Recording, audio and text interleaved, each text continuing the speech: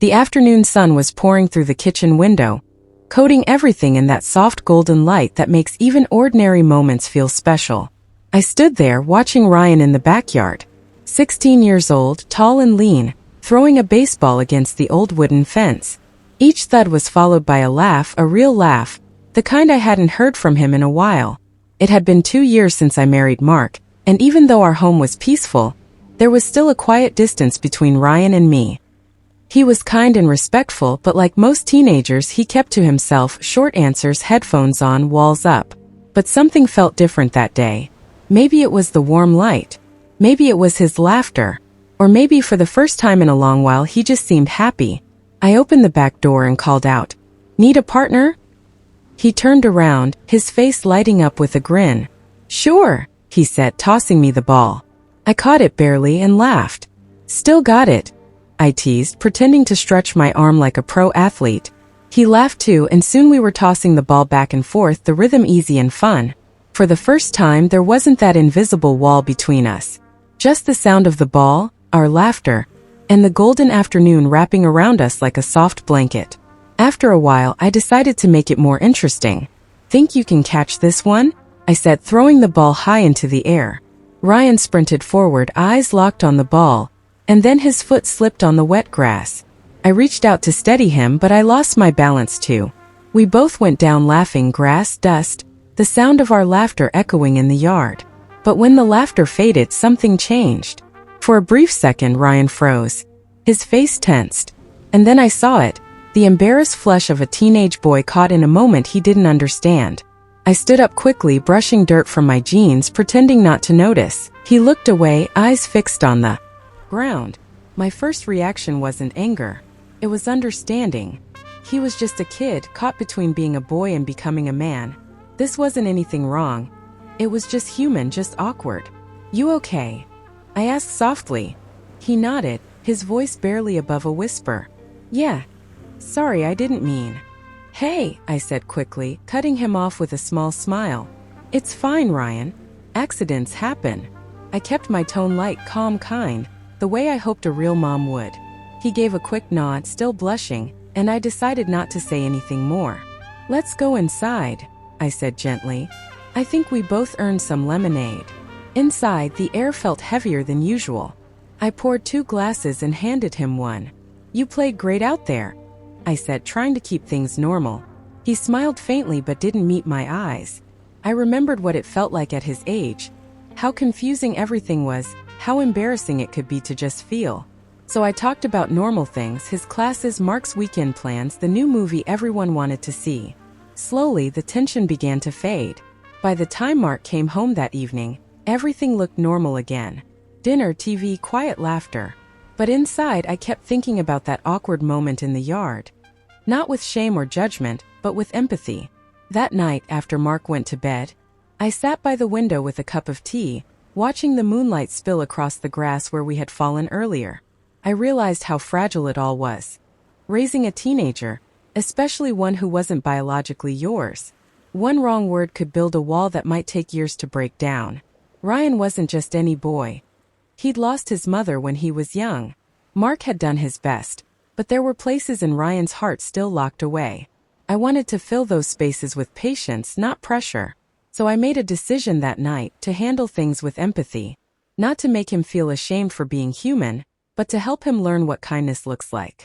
The next morning, when Ryan came downstairs, I smiled like nothing had happened. "Cereal or pancakes?" I asked. He hesitated, then said softly, "Pancakes, please." That small, polite voice was enough to tell me we were okay. As I flipped the pancakes, I could feel him watching me. When I placed the plate in front of him, he finally spoke.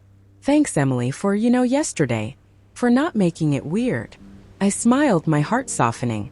"You don't have to thank me, Ryan. We all have moments like that. What matters is how we move past them." He nodded, a quiet smile forming at the corners of his mouth. That breakfast conversation sealed something between us. A small but real connection. A bridge built not from perfection, but from understanding.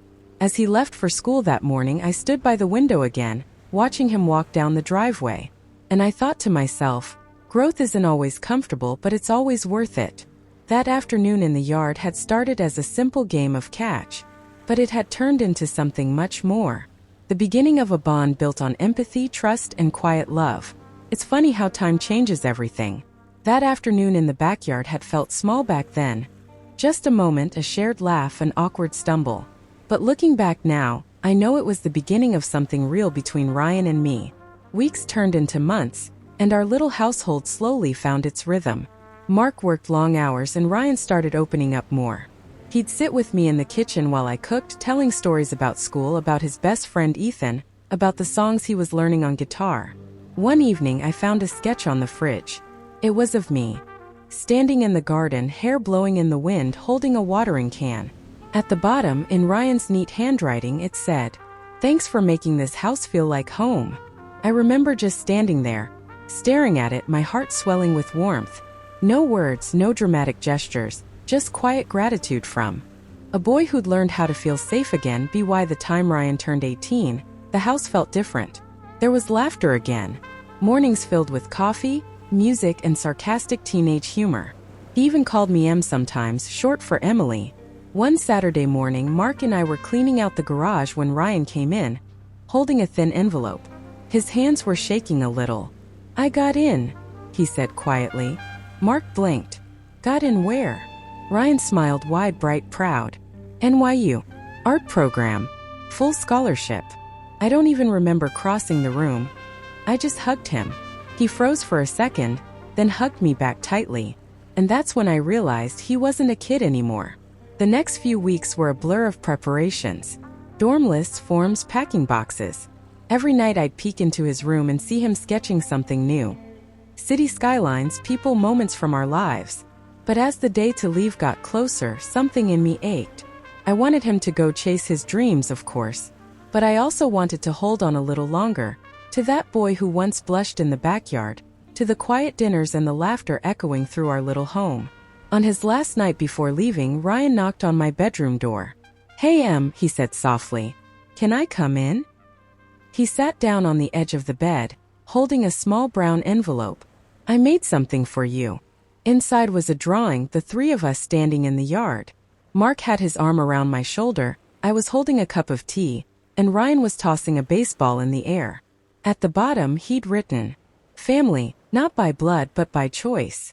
Tears filled my eyes before I could even say a word. He smiled awkwardly.